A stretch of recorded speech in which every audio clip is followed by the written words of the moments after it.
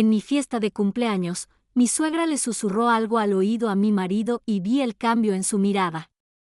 Antes de que pudiera reaccionar, al instante siguiente, su bofetada me hizo caer al suelo.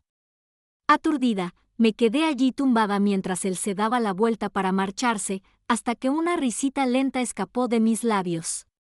Se quedó paralizado, con el rostro pálido. El correo electrónico brilló en mi pantalla como una confesión. La dispersión del fideicomiso Harrington exige un estado civil continuo de no menos de 5 años sin documentos de separación. Me temblaba la mano al reenviarlo a mi servidor cifrado, y la última pieza encajó.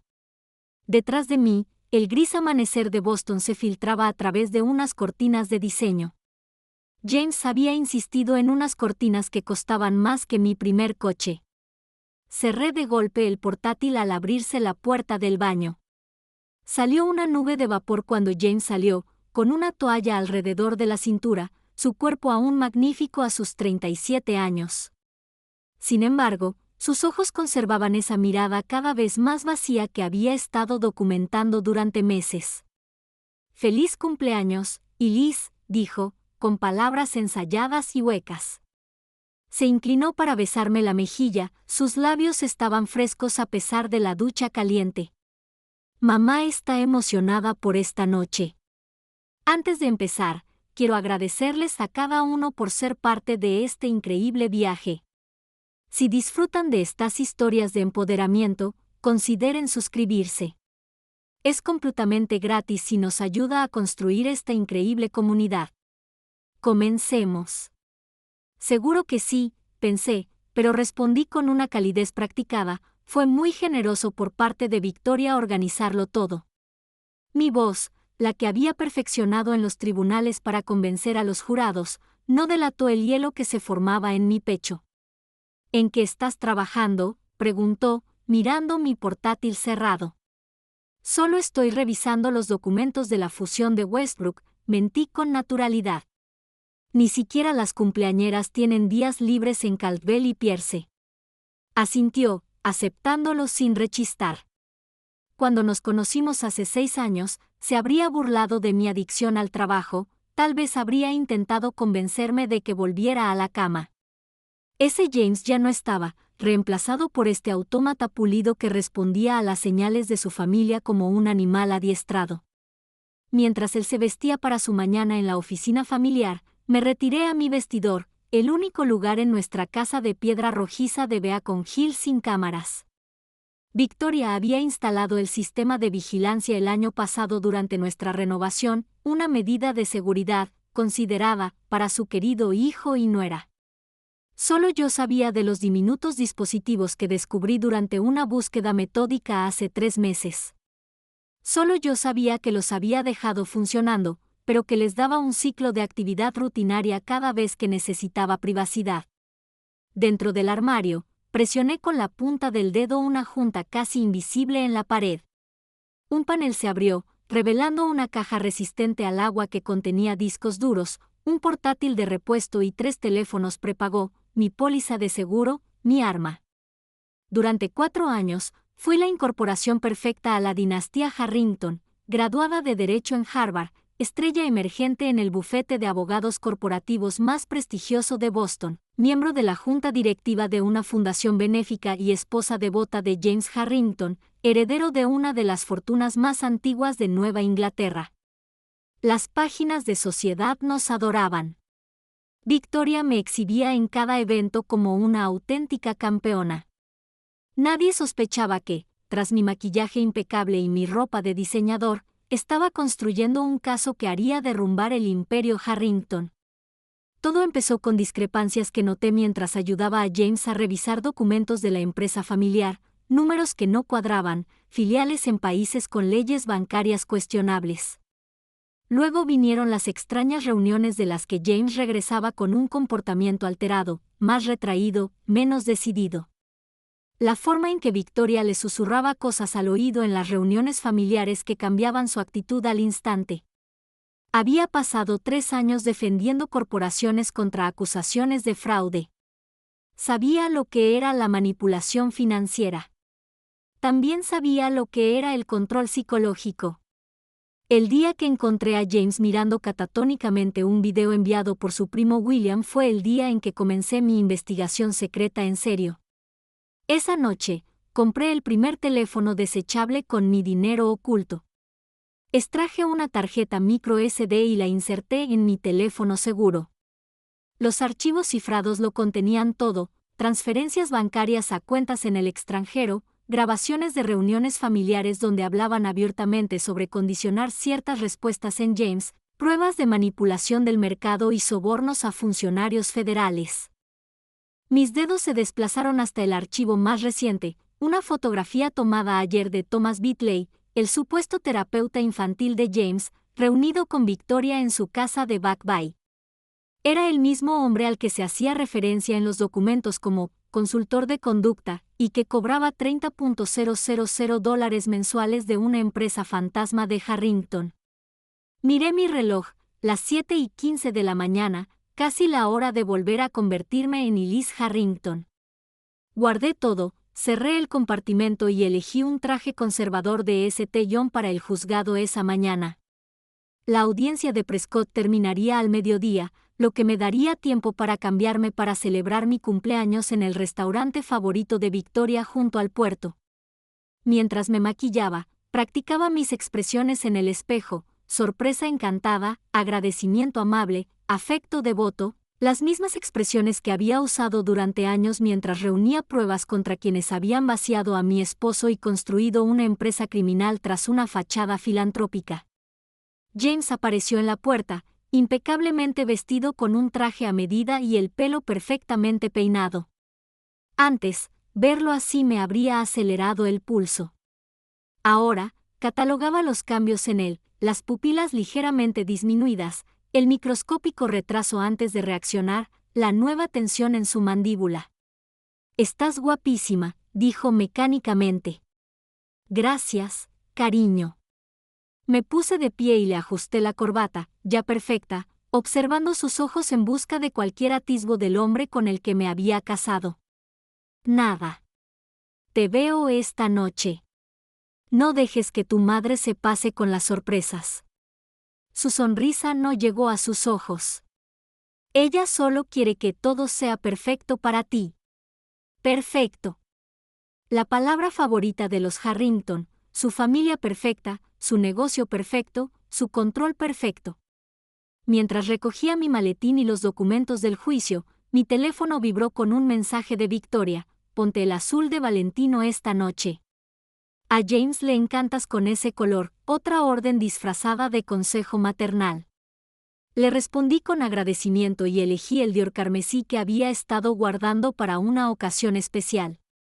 Pequeñas rebeldías me mantuvieron cuerda mientras preparaba mi maleta. En el Uber camino al juzgado, revisé mi trabajo actual, compartimentando como había aprendido. De día, seguía siendo Elise Harrington, abogada defensora corporativa. Mis clientes confiaban en mí. Irónicamente, las habilidades que me hicieron eficaz en su defensa me habían convertido en un caso devastador contra los Harrington.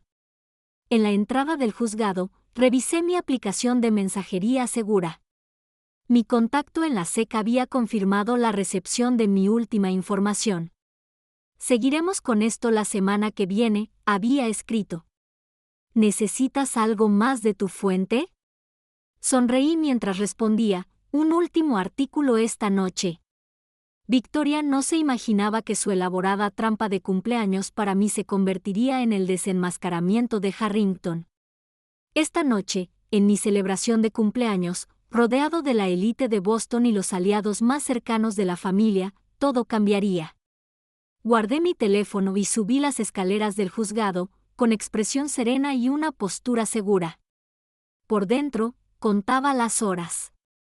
La fachada perfecta estaba a punto de desmoronarse, y yo estaría allí, con la cámara en la mano, para capturar cada instante incriminatorio. Los jardines brillaban como un espejismo al borde del puerto de Boston. Su arquitectura de cristal y acero capturaba la puesta de sol en tonos dorados y carmesí, perfectos, pensé, para lo que prometía ser una masacre disfrazada de celebración. El restaurante tenía una lista de espera de 3 meses, pero los Harrington no solo habían conseguido una reserva, sino toda la terraza de la azotea. Señora Harrington, bienvenida. El maitre prácticamente hizo una reverencia al llegar nuestro coche. La señora Victoria ha estado preguntando por usted. Seguro que sí, murmuré, aceptando el brazo mecánico de James. Había permanecido en silencio durante el trayecto, mirando su reloj cada pocos minutos como cronometrando su actuación. El ascensor ascendió suavemente a la azotea, y aproveché esos momentos para centrarme. Mi Dior carmesí se ceñía a mi cuerpo como una armadura, el color, una silenciosa declaración de guerra contra la directiva azul Valentino de Victoria. James ni siquiera había notado mi desafío, otra señal de su desapego. Las puertas se abrieron a un cuadro cuidadosamente orquestado, candelabros de cristal suspendidos de cables invisibles creaban la ilusión de estrellas flotando sobre la vista del puerto, orquídeas blancas, la firma de Victoria, adornaban cada superficie, y, estratégicamente ubicados por todo el espacio, había aproximadamente 50 invitados, todos sonriendo con la calidez practicada de los depredadores. ¡Feliz cumpleaños! El saludo colectivo me inundó, tan artificial como el perfume de las orquídeas. Victoria se deslizó hacia adelante, resplandeciente con un Chanel azul medianoche, su cabello plateado reluciendo bajo las lámparas de araña. A sus 62 años, seguía siendo impactante, la gran dama de la sociedad bostoniana, cuya crueldad solo era superada por su habilidad para disimularla. Querida Elise, me abrazó, su perfume Hermès me envolvió como cloroformo. Sus labios rozaron mi mejilla mientras susurraba, el azul le habría quedado mejor a James para las fotografías. Quería sorprender a todos, respondí, igualando su calidez acerada, incluso en mi cumpleaños. Sus ojos brillaron, la primera respuesta auténtica que le veía en meses. Se recuperó al instante, uniendo su brazo con el mío para guiarme a través de mi celebración. Todos los importantes están aquí, anunció, guiándome por la élite de Boston, el comisionado de policía, 2 senadores estatales, un juez federal, 3 rectores de universidad. Observé cada rostro, comparándolos mentalmente con mis archivos de contactos en Harrington. Ninguno de mis socios de abogados estuvo presente, ni mi mejor amigo de Harvard, ni mi mentor de mi primer bufete. La lista de invitados había sido depurada, eliminando a cualquier persona con una conexión genuina conmigo, cualquiera que pudiera notar si algo le sucediera a la verdadera Elise bajo la fachada de Harrington. ¿Champán, cumpleañera? William Harrington, primo de James y el asesor legal de la familia, apareció a mi lado con 2 copas. Gracias, Will, acepté sin beber. Me alegra verte por aquí. No me lo perdería, respondió, con su acento de Harvard, que se atenuó por algo urgente. Su mirada se dirigió a la entrada, donde vi a un hombre de cabello canoso con un traje gris oscuro impecablemente entallado al que acompañaban. Discúlpame un momento. Vi a Will interceptar al recién llegado, Thomas Bitley, el terapeuta infantil cuyas prácticas aparentemente se habían extendido mucho más allá del tratamiento convencional, el hombre que recibía pagos mensuales clasificados como mantenimiento conductual en los libros de contabilidad privados de los Harrington. Un camarero con canapés me proporcionó la cobertura perfecta para acercarme a la conversación. El plazo requiere aceleración, decía Will, de espaldas a la fiesta. Los administradores no se extenderán más. Apremiar el protocolo conlleva el riesgo de inestabilidad, respondió Bitley, con un tono clínico inconfundible incluso en una conversación en voz baja. El condicionamiento requiere, ya no podemos permitirnos ese lujo, interrumpió Will. Las obligaciones contractuales son claras. Si no está completamente controlado para la fecha de dispersión, notaron mi proximidad y pasaron a saludar con fluidez. El apretón de manos de Bitley fue breve, sus ojos me observaban con distanciamiento clínico. Señora Harrington, feliz cumpleaños, dijo. Se ve radiante. Gracias, doctor Bitley. James mencionó que podría asistir, mentí. cuánto han pasado? ¿15 años desde que trabajó con él? Su sonrisa se tensó. De vez en cuando. Los Harrington son más como familia que clientes. ¡Qué suerte para todos!, respondí, notando la ligera dilatación de sus pupilas. Estaba nervioso. Bien. Durante la siguiente hora, circulé con cuidado, interpretando mi papel mientras observaba la dinámica de la sala. Victoria permaneció en el centro, con una risa teatral y la mirada fija en mí. Cada vez que James se acercaba, su atención se intensificaba, como si supervisara un experimento de laboratorio. El propio James se movía por la fiesta como un sonámbulo, respondiendo a los invitados con bromas programadas. En 2 ocasiones, pillé a Bitley observando nuestras interacciones, tomando sutiles notas en su teléfono. Maravillosa asistencia, comentó el juez Holloway, uno de los aliados más antiguos de los Harrington. Victoria sí que sabe cómo celebrar a la familia. En efecto, asentí. Aunque me sorprende que mis colegas abogados no pudieran venir. Lista de invitados exclusiva, rió entre dientes. Victoria fue muy específica en cuanto a mantener esto íntimo. Por íntimo, se refería a controlado. La vulnerabilidad me picó en la nuca. Esta celebración era herméticamente cerrada. Cualquiera aquí se pondría del lado de los Harrington si algo me sucediera. La fiesta dio paso a la cena, con Victoria organizando la distribución de los asientos con precisión táctica, James a mi derecha, ella en la cabecera de la mesa, Bitley justo frente a mí, su mirada evaluando con precisión cada interacción entre James y yo. Victoria golpeó su copa de cristal, silenciando la conversación. Antes de cenar, un brindis por mi querida nuera. Se puso de pie, dominando la sala con autoridad demostrada. Hace 5 años, James trajo a casa a esta brillante y hermosa abogada, y supe de inmediato que era especial. Sus ojos se encontraron con los míos, cálidos en la superficie, glaciales por dentro.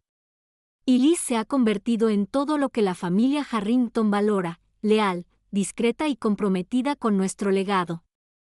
Los presentes murmuraron aprobación. Mantuve mi sonrisa de agradecimiento mientras traducía su mensaje. Somos tus dueños. Para Liz, Victoria levantó su copa, que este 35º aniversario sea transformador. La palabra quedó suspendida en el aire como una promesa o una amenaza. Mientras los camareros traían el primer plato, Victoria se deslizó detrás de mi silla, apoyando sus manos con manicura impecable sobre mis hombros. Para los presentes, un gesto maternal, yo sentía la presión depredadora de su agarre. Una velada perfecta, murmuró, su voz llegó hasta mis oídos, y después de cenar, un anuncio muy especial sobre el futuro de la familia. Sus dedos se apretaron casi imperceptiblemente sobre mi hombro antes de alejarse, dejando tras de sí el persistente aroma de su perfume y la inconfundible impresión de una trampa a punto de saltar. Miré a James y vi que tenía la mirada fija en su vaso de agua, tamborileando con los dedos según un patrón rítmico que había documentado en mis notas, un comportamiento que siempre seguía las conversaciones privadas de Victoria con él. Lo que fuera que hubieran planeado para esta noche, se estaba acelerando. La entrega de regalos vendría después del plato principal, el momento elegido por Victoria para el anuncio que había orquestado. Toqué el delgado teléfono en mi bolso, confirmando que estaba listo para grabar. Los agentes federales con los que había estado trabajando estaban en espera, esperando mi señal. Llegó el primer plato, ostras dispuestas en un círculo perfecto. Victoria me sonrió desde la cabecera de la mesa, alzando su copa en otro brindis silencioso. Le devolví la sonrisa, alzando mi champán intacto. Que comiencen los juegos. Se retiraron los platos principales, dejando tras de sí un silencio expectante.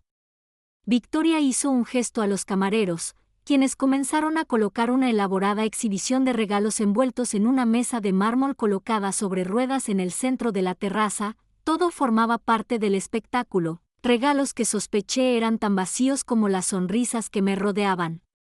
Antes del postre, anunció Victoria, dominando la sala con soltura, debemos honrar a nuestra cumpleañera como es debido.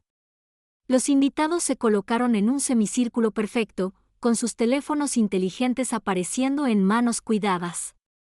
En años anteriores, podría haberme sentido incómoda siendo el centro de atención.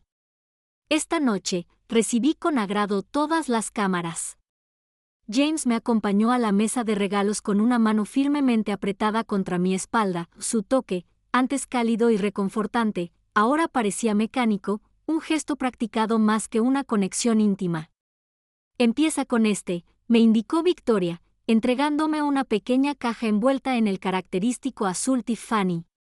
Un murmullo colectivo de agradecimiento recorrió la reunión. La acepté con una sonrisa practicada, desenvolviéndola deliberadamente.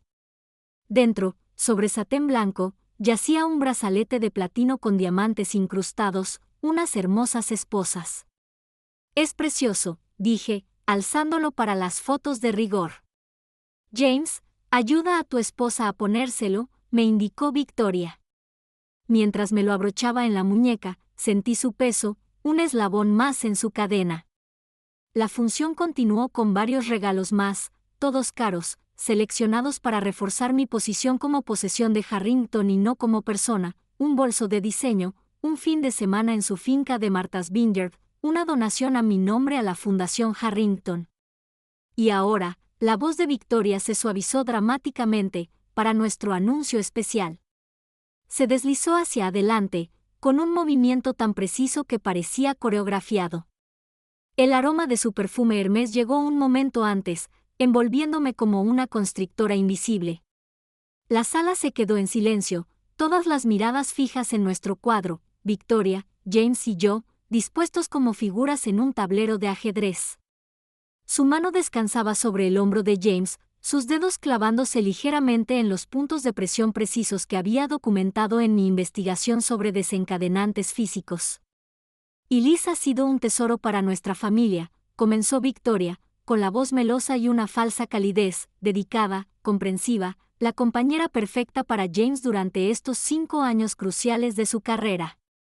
5 años, la duración exacta especificada en las condiciones de la dispersión del fideicomiso.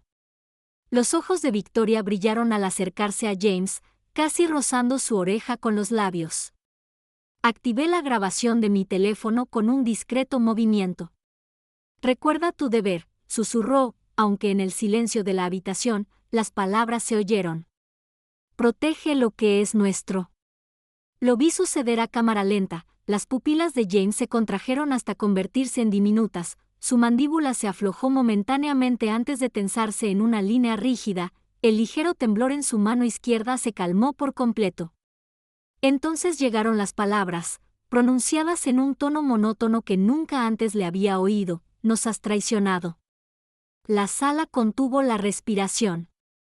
Victoria retrocedió, con satisfacción brillando en sus ojos mientras observaba el desempeño de su creación. ¿Qué quieres decir, James?, pregunté, con voz firme a pesar de la excitación eléctrica que me recorría el cuerpo. Sabemos de la investigación, continuó, cada palabra medida, programada, de los archivos, de los contactos con la SEC. Exclamaciones ahogadas recorrieron la reunión, tal como lo había anticipado. Victoria quería testigos de mi supuesta traición, crear una narrativa antes de que el caso federal pudiera estallar. Lo que no había previsto del todo fue lo que vino después. El brazo de James se movió a una velocidad vertiginosa, el sonido de la bofetada resonó por la terraza como un disparo, seguido de un silencio absoluto. El impacto me lanzó de lado contra la mesa de mármol. Sentí un sabor a cobre al partirme el labio, el suelo frío me apretaba la mejilla mientras yacía allí, sintiendo el escozor crecer en mi rostro. Durante 3 segundos, nada se movió. La élite de Boston se quedó paralizada, presenciando una fractura en la perfecta fachada de Harrington. Entonces, cuando Victoria se dispuso a hablar, a darle un giro a la historia, el pobre James, llevado al límite por su traicionera esposa, ocurrió algo inesperado. Reí. Empezó pequeño, una burbuja de sonido que escapó de mis labios ensangrentados, luego creció, resonando por la atónita concurrencia. Me incorporé, con el dior carmesí manchado de sangre, y seguí riendo, una risa clara y genuina que atravesó la atmósfera artificial como una cuchilla. En el momento justo, Victoria, dije, y mi voz resonó por la silenciosa terraza, con todos los teléfonos aún en alto, grabando. No podrías haberlo planeado mejor ni aunque lo hubieras intentado. La confusión nubló sus rasgos perfectamente serenos.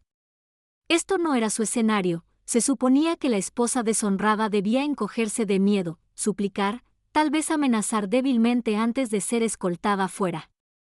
James, espetó, ayuda a tu esposa a levantarse. Está claramente indispuesta. Pero James permaneció inmóvil, con el horror asomándose en sus ojos mientras la programación se fracturaba. Se miró la mano como si perteneciera a otra persona. ¿Qué acabo de?, susurró, y la mirada vacía se desvaneció. ¿Y Liz? Me levanté sin ayuda, secándome el labio partido con una servilleta de lino blanca, la sangre brillante lo cubría como una acuarela japonesa. Deberían revisar sus teléfonos, me dirigí a la concurrencia con calma. Acaban de presenciar y grabar una demostración perfecta del programa de condicionamiento de Harrington, el mismo programa documentado en los archivos que he recopilado durante años. Me giré para mirar a Victoria directamente, saboreando el momento en que su compostura comenzó a quebrarse. 5 años, Victoria.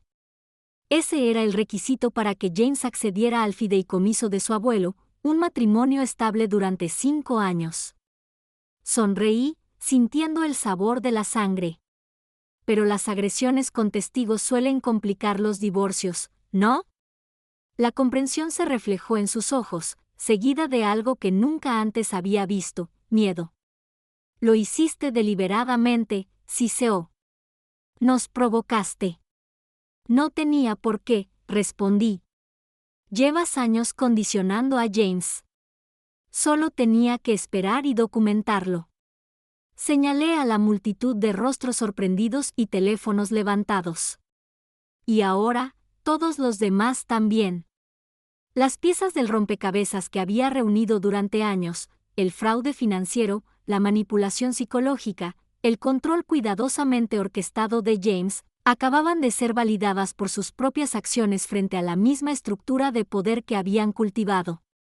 Mi teléfono está enviando paquetes de datos interesantes a varias agencias ahora mismo, continué conversando, incluyendo evidencia de cómo Thomas Bitley, aquí presente, ayudó a condicionar a James a responder a detonantes específicos. Asentí con la cabeza hacia el terapeuta, que se había puesto pálido como un muerto.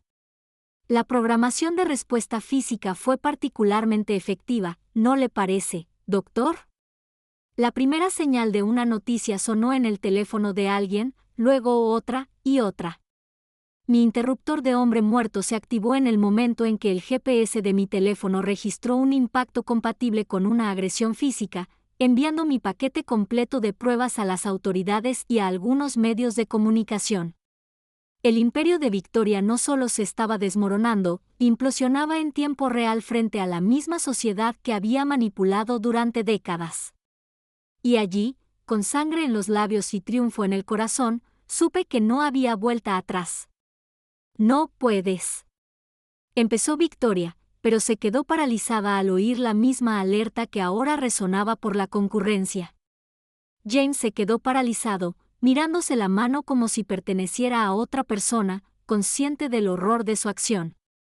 Su programación se estaba desmoronando, apareciendo grietas en la fachada que se había construido alrededor de su verdadero yo. Y Liz, no quise. No sé por qué.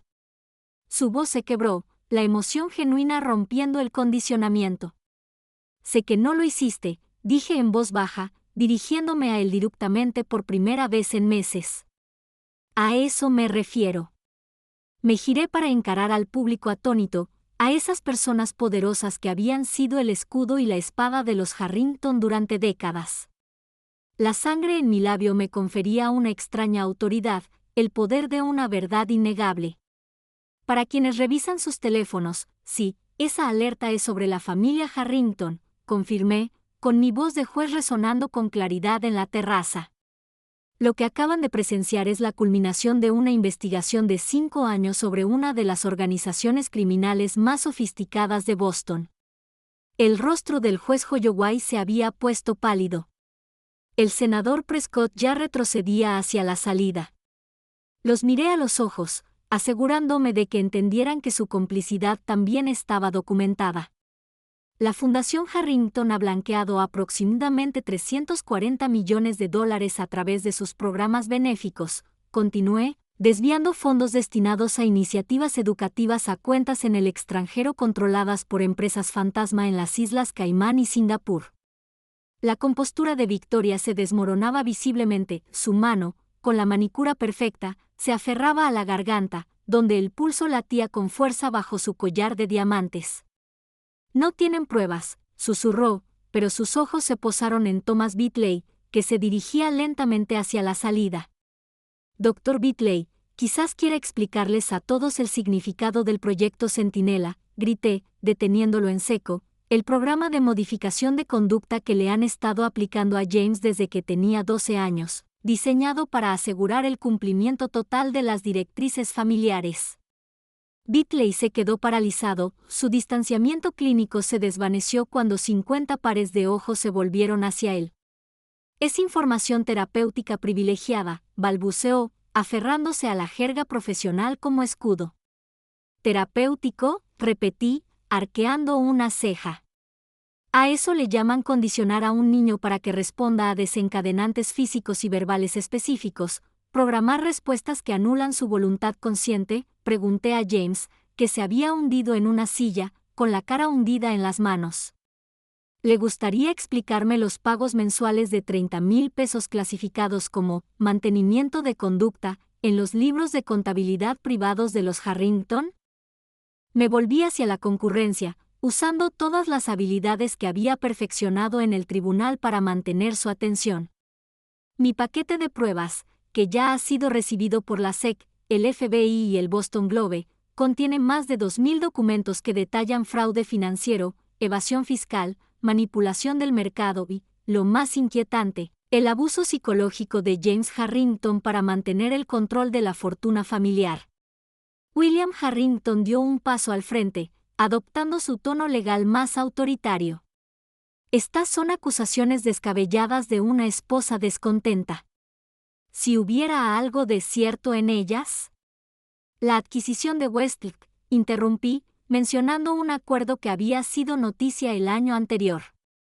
Uso de información privilegiada basada en información obtenida mediante chantaje a un funcionario de la Comisión de Bolsa y Valores. Los documentos incluyen las comunicaciones originales, los pagos realizados a empresas fantasma y los patrones de negociación exactos que siguieron.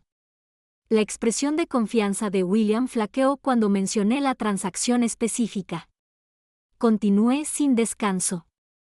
La donación benéfica al Hospital Infantil de Boston del año pasado, alabada en todos los periódicos, el 87% de esos fondos se redirigieron a través de 3 fundaciones distintas antes de llegar a una cuenta controlada por Victoria Harrington en Zúrich.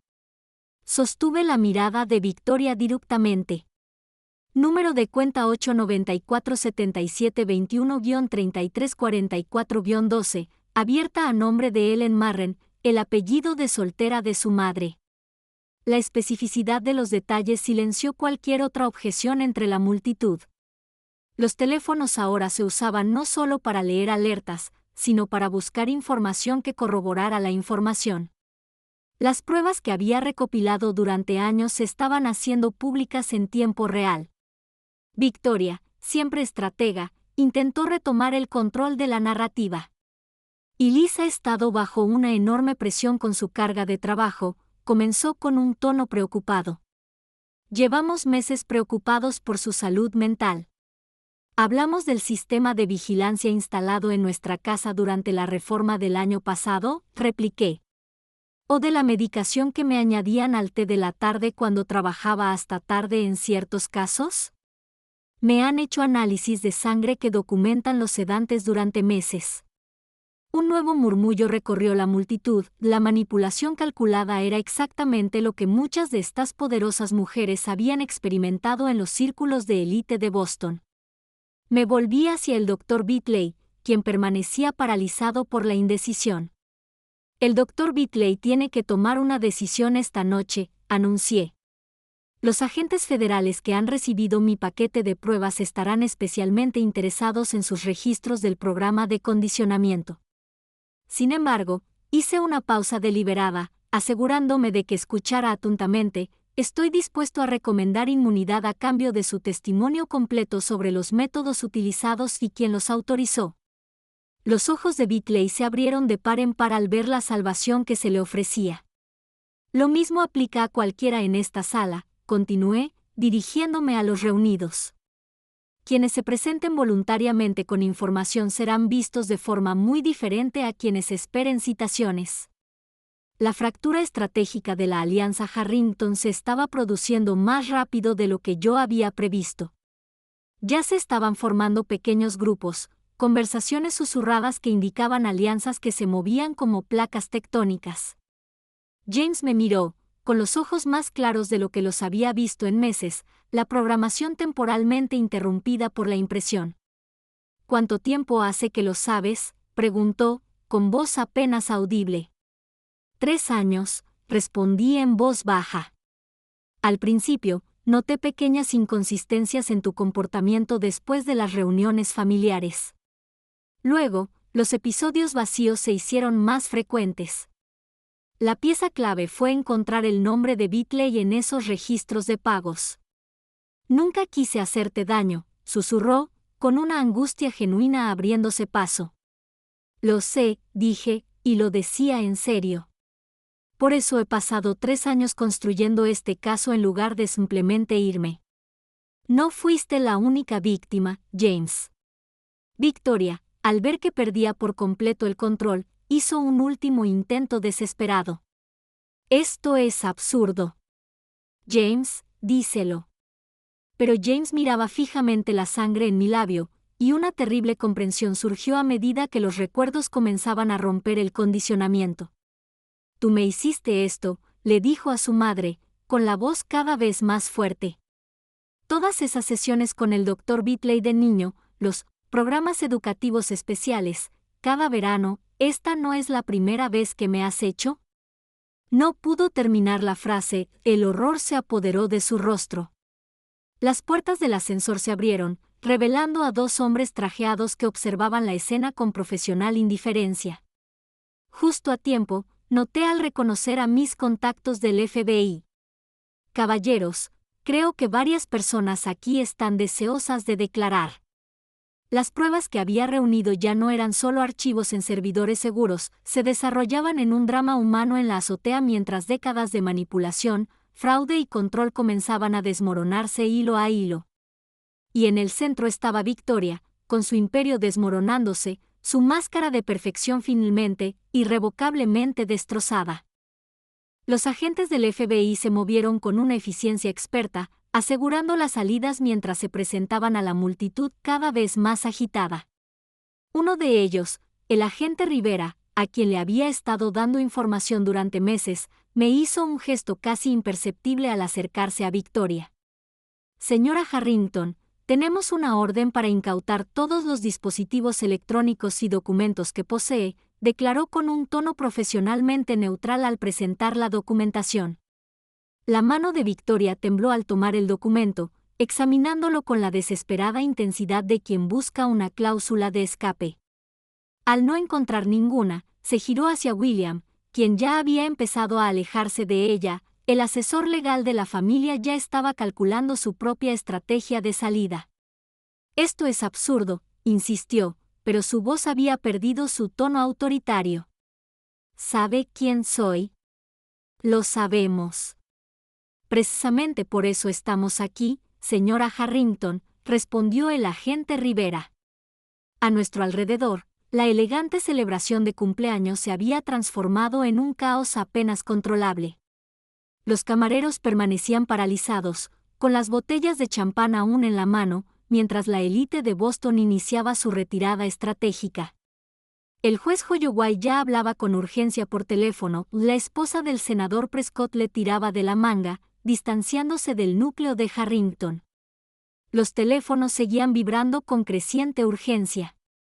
Vislumbré titulares que pasaban por las pantallas. Última hora, la familia Harrington está bajo investigación federal, familia filantrópica de élite de Boston acusada de fraude masivo. Las acusaciones de manipulación psicológica sacuden el imperio Harrington. El Boston Globe se había movido más rápido de lo que esperaba, publicando ya la primera oleada de revelaciones de mi paquete de pruebas. Las redes sociales explotarían en cuestión de minutos. La mística cuidadosamente construida sobre Harrington se desmoronaba en tiempo real. Victoria hizo un último intento desesperado por mantener el control, alzando la voz para dirigirse a los invitados que se dispersaban. Todo esto es un terrible malentendido, una disputa familiar trágicamente tergiversada. Su voz, perfectamente modulada, se quebró ligeramente. Estoy segura de que podemos contar con nuestros amigos para... Victoria, la interrumpió el comisario de policía, que momentos antes se había reído de sus chistes, con una sonrisa forzada. Creo que es mejor que hablemos mañana a través de un abogado. El abandono comenzaba, como ratas de un barco que se hunde. Las poderosas figuras que habían protegido a los Harrington durante décadas recalculaban rápidamente su propia exposición. Cerca de allí, James se había desplomado en una silla, respirando entrecortadamente. Los muros psicológicos construidos alrededor de su auténtico yo se desmoronaban, dejándolo expuesto a un torrente de recuerdos y descubrimientos emergentes. Los veranos en la casa del lago, murmuró con la mirada perdida, las clases especiales, con el Dr. Bitley, los dolores de cabeza cada vez que cuestionaba las decisiones familiares. Me acerqué a él con cautela, insegura de su estabilidad en este estado de transición. A pesar de todo, a pesar del dolor de su bofetada aún fresco en mi rostro, sentí una compleja mezcla de reivindicación y preocupación. Había sido mi torturador y mi compañera de víctimas. James, dije en voz baja, arrodillándome a su lado pero manteniendo una distancia prudencial, el condicionamiento se está desmoronando. Va a ser desconcertante. Sus ojos encontraron los míos, más claros de lo que los había visto en años. Te hice daño, susurró, con el horror invadiendo su rostro mientras se acercaba a mi labio partido, sin llegar a tocarme. Nunca lo haría, pero lo hice. Recuerdo que me dijeron que estabas programada para responder a desencadenantes específicos, expliqué con voz firme. La orden susurrada de Victoria activó una respuesta que no era realmente tuya. Al otro lado de la sala, Thomas Bitley ya estaba enfrascado en una conversación con el segundo agente del FBI. Su distanciamiento clínico había sido reemplazado por un nervioso instinto de supervivencia. Capté frases como «seguir instrucciones» y «no sabía el alcance total». ¿Cuánto recuerdas del condicionamiento?, le pregunté a James. Se presionó las sienes con las palmas de las manos. Fragmentos. Sesiones en el estudio de la Casa del Lago, palabras repetidas mientras estaba bajo medicación, castigos cuando me resistía. Se le quebró la voz. Me han estado haciendo esto desde los 12 años. Mi propia familia. Mi propia madre. La comprensión pareció dolerle físicamente, su cuerpo se encorvó hacia adelante como si estuviera herido. Aquí estaba el verdadero James, emergiendo de debajo de capas de programación, vulnerable, horrorizado, genuino. Victoria, al ver nuestra conversación, intentó intervenir a pesar del agente del FBI a su lado. James, cariño, no la escuches, gritó, con la desesperación haciendo su voz estridente. Te ha puesto en contra de tu familia después de todo lo que hemos hecho por ti. Después de todo lo que le has hecho, corregí, levantándome para mirarla. Las pruebas incluyen grabaciones de video de sesiones de condicionamiento, Victoria, sesiones en las que personalmente instruiste al Dr. Bitley sobre qué comportamiento suprimir en tu hijo. El rostro de Victoria se contorsionó, su fachada cuidadosamente mantenida finalmente se hizo añicos por completo. Necesitaba guía, estructura. El legado de Harrington tenía que ser protegido de su debilidad. La cruda verdad de su perspectiva silenció la sala, incluso los agentes del FBI se detuvieron, presenciando cómo la máscara se deslizaba para revelar las monstruosas prioridades subyacentes. James se quedó temblando, años de programación en conflicto con la claridad emergente. Mi debilidad fue querer mi propia vida, dijo, fortaleciéndose con cada palabra, querer estudiar literatura en lugar de finanzas, querer casarme por amor en lugar de por ventaja estratégica. Sus ojos se encontraron los míos.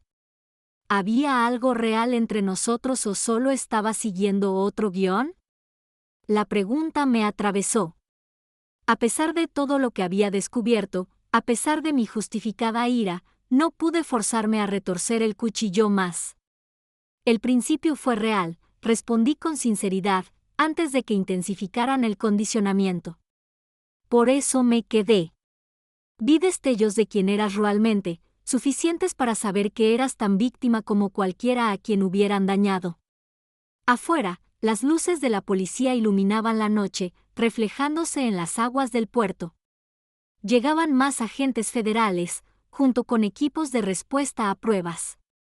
El colapso del Imperio Harrington se aceleraba a cada minuto. A Victoria le leían formalmente sus derechos, con una postura aún regia a pesar de que todo se derrumbaba a su alrededor. William ya estaba negociando, calculando con su mente legal los beneficios de una cooperación temprana. Thomas Bitley estaba sentado solo, garabateando lo que parecía una declaración detallada, mirando de vez en cuando a James con lo que podría haber sido arrepentimiento. Me encontraba en una encrucijada. Mi venganza estaba completa, las pruebas que había reunido garantizarían justicia por los delitos financieros, la manipulación y el abuso psicológico. Podía irme ya, dejar que James encontrara su propio camino entre los escombros. Pero mientras lo observaba luchar por procesar décadas de manipulación psicológica, reconocí algo de mí misma en su desorientación. Había pasado 5 años viviendo una doble vida, manteniendo una fachada perfecta mientras perseguía objetivos secretos. Ambos habíamos sido transformados por la influencia tóxica de los Harrington. Puedo ayudarte a entender lo que hicieron, ofrecí, sorprendiéndome. He documentado las técnicas, los detonantes. Podría ayudarte con tu recuperación. James levantó la vista, la vulnerabilidad y la esperanza se enfrentaban a la vergüenza en su expresión. Después de lo que te hice, ¿por qué me ayudarías? Me toqué el labio partido, sintiendo el escozor. Porque, a diferencia de tu familia, puedo distinguir entre los títeres y los titiriteros. A nuestro alrededor, el Imperio Harrington continuaba su espectacular implosión, daños de manipulación y engaño quedaron expuestos a la cruda luz de la justicia. Y en ese caos, tomé mi decisión. 6 meses después de que la celebración de mi cumpleaños se convirtiera en una revelación, me senté en el juzgado federal, viendo entrar a Victoria Harrington esposada. Atrás quedaron la ropa de diseñador y el maquillaje perfecto, reemplazados por un mono de prisión y la palidez propia del confinamiento. Aún así, mantuvo la frente en alto, negándose a reconocer a los espectadores que habían venido a presenciar la caída de la matriarca. La sala estaba repleta de periodistas, antiguos socios comerciales y, sobre todo, otras personas que habían sido víctimas de la familia Harrington durante décadas. A algunas las había encontrado a través de registros financieros, otras se habían presentado tras la publicación de los informes iniciales. Cada una contaba su propia historia de manipulación, coerción o destrucción financiera. Todos de pie, gritó el alguacil al entrar el juez Matsuda, no el juez Hoyowai, quien se había recusado inmediatamente después de la revelación de mi cumpleaños y ahora estaba siendo investigado por su participación en varios resultados judiciales cuestionables en Harrington. El proceso avanzó al ritmo inexorable de la justicia finalmente desatada. La fiscalía presentó pruebas meticulosamente organizadas a partir de mis archivos y las amplió considerablemente durante la investigación federal posterior, registros bancarios, testimonios de testigos, evaluaciones psicológicas. La verdad se reveló bajo las intensas luces fluorescentes de la sala. El equipo legal de Victoria se había desmoronado en los meses anteriores. William Harrington había rechazado las pruebas del Estado casi de inmediato, priorizando la supervivencia sobre la lealtad familiar. Los destacados abogados defensores contratados inicialmente se habían retirado uno a medida que la profundidad de las pruebas se hacía evidente. Ahora estaba sentada junto a un defensor de oficio que parecía abrumado por la complejidad del caso. Durante un receso, Mara Chin, una de las contadoras forenses asignadas al caso, se me acercó en el pasillo. Hemos rastreado más de 480 millones de dólares en fondos malversados, dijo en voz baja. Sus estimaciones iniciales eran conservadoras. Asentí, sin sorprenderme. ¿Y el fideicomiso? Eso es lo interesante, respondió Mara. El documento original del fideicomiso del abuelo contenía cláusulas de ética operativa que la familia había suprimido. El tribunal está considerando usar esas disposiciones originales para redirigir los bienes hacia la restitución. Este acontecimiento confirmó mi más profunda esperanza, que la justicia no solo significara castigo para los culpables, sino reparación para los perjudicados. La fortuna de los Harrington, forjada durante generaciones de manipulación y fraude, se utilizaría para reparar el daño que habían causado. Cada tarde, frente a la escalinata del juzgado, me reunía con antiguos empleados, socios e incluso familiares que habían sido marginados al cuestionar los métodos de Victoria. Cada uno compartía piezas del rompecabezas que yo desconocía, extendiendo el patrón de abuso y control décadas antes de mi relación con la familia. Angela Harrington, prima de James, quien fue desheredada a los 19 años por rechazar la orientación profesional de Victoria, se convirtió en una aliada particularmente valiosa. Su conocimiento de la dinámica familiar ayudó a los fiscales a comprender la naturaleza sistemática de la manipulación psicológica. Nos lo hicieron a todos de diferentes maneras, explicó durante una de nuestras sesiones de estrategia, pero James se llevó la peor parte tras la muerte de su padre. Victoria lo veía como la clave de todo. El testimonio de Thomas Bitley resultó devastador para la defensa de Victoria. A cambio de inmunidad, proporcionó registros detallados de las técnicas de condicionamiento empleadas, los desencadenantes específicos instalados y las instrucciones explícitas de Victoria sobre el desarrollo de James. La precisión clínica de sus notas no dejaba lugar a dudas sobre la naturaleza deliberada del abuso psicológico. El propio James estuvo ausente del proceso, recibiendo tratamiento en un centro especializado en desprogramación y recuperación de la manipulación psicológica. Su situación legal seguía siendo compleja, tanto como agresor como víctima. La bofetada que había sido el catalizador de la caída de Harrington se estaba considerando a la luz del condicionamiento documentado. Lo visitaba una vez al mes, manteniendo los límites profesionales a la vez que le proporcionaba información que lo ayudaba en su recuperación. El hombre que emergía de las capas de programación era reflexivo, inseguro y lidiaba con una profunda culpa por las acciones tomadas bajo la influencia de su madre. No sé quién soy sin sus directrices, confesó durante una visita, sentados en el jardín del centro, con los primeros indicios de la primavera a nuestro alrededor. Incluso mis preferencias, comida, ropa, opiniones, lo estoy cuestionando todo. Eso sí que es progreso, le dije. El yo auténtico hace preguntas, el yo programado sigue instrucciones. Esbozó una pequeña sonrisa, genuina, no la expresión practicada a la que me había acostumbrado durante nuestro matrimonio. Nunca dejaste de cuestionarte, ¿verdad? No es mi naturaleza, respondí. Quizás por eso el condicionamiento no funcionó conmigo. Lo que no se habló entre nosotros fue el futuro de nuestra relación. El matrimonio se había construido sobre premisas falsas, manipulado desde el principio por las maquinaciones de Victoria.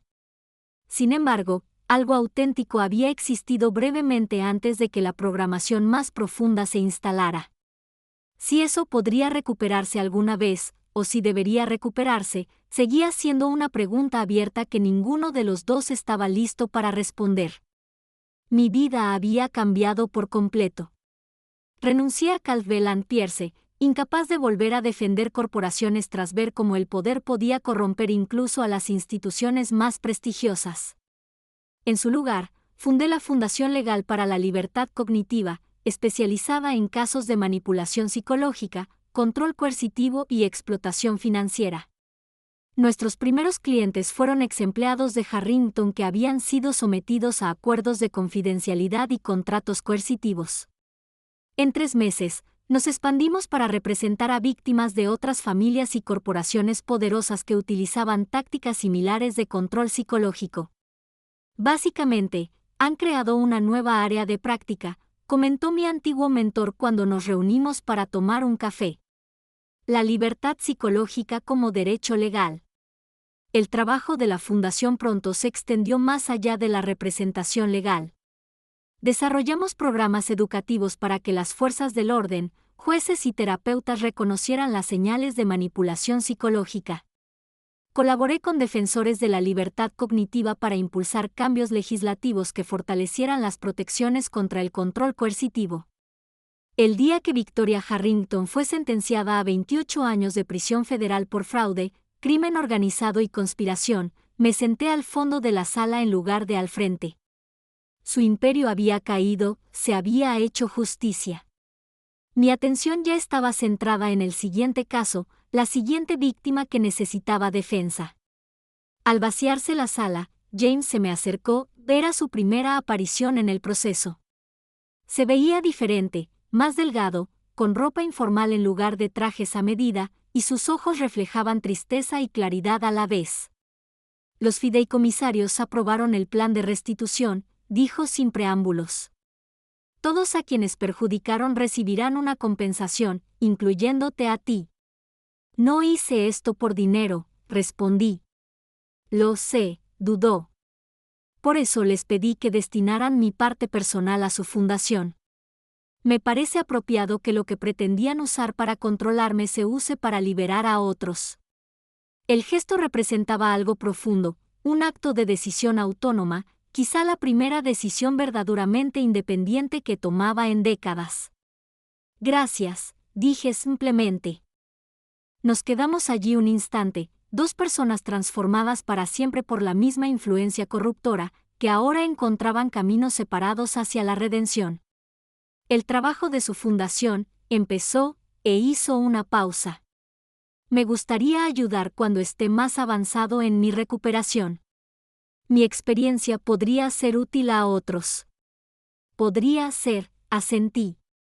Al separarnos fuera del juzgado, sin hacer promesas sobre el futuro, me di cuenta de que la saga Harrington nunca se había tratado solo de exponer la corrupción ni de buscar venganza personal. Se había convertido en algo mucho más significativo, una recuperación de la auténtica identidad frente a quienes programaban a los seres humanos como si fueran software.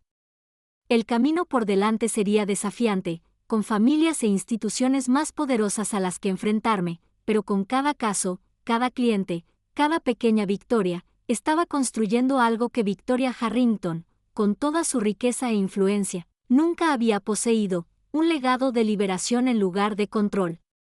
Esa, quizá, era la forma más perfecta de justicia.